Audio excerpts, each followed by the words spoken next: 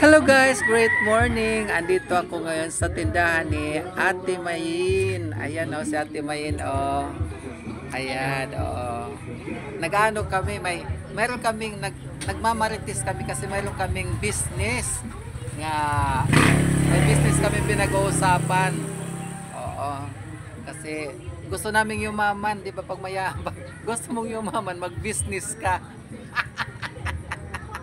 Ayan, Pero si Ate Mayin, guys, mayaman na to. Ayan, Yan yung tinda niya, bigasan. Halos kompleto na. Ayan, May bigasan siya. Ayan pa, ayan. Pag ganyan-ganyan lang yan, mayaman na yan. Pagpalain lang. Mayaman tayo.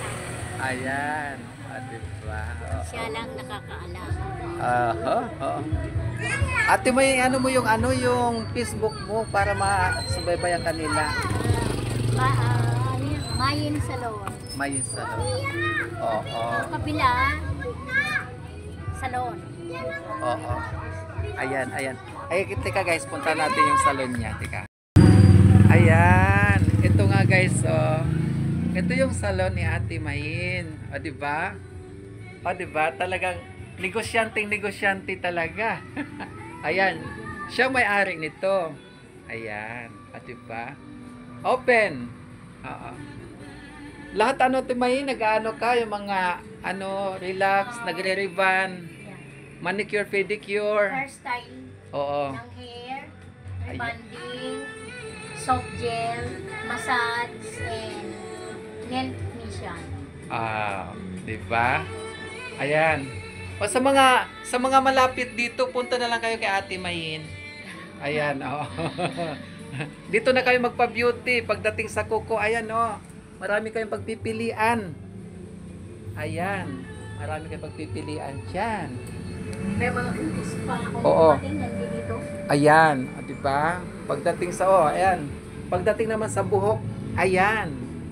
Marami kayong pagpipilian kulay, mga hair color. Sa pampa-beauty, mayroon din. Ayan. Sakuha lotion. Diba? Honey lotion. Ayan. From Vicky Bello. Vicky Bello. Wow. Oo.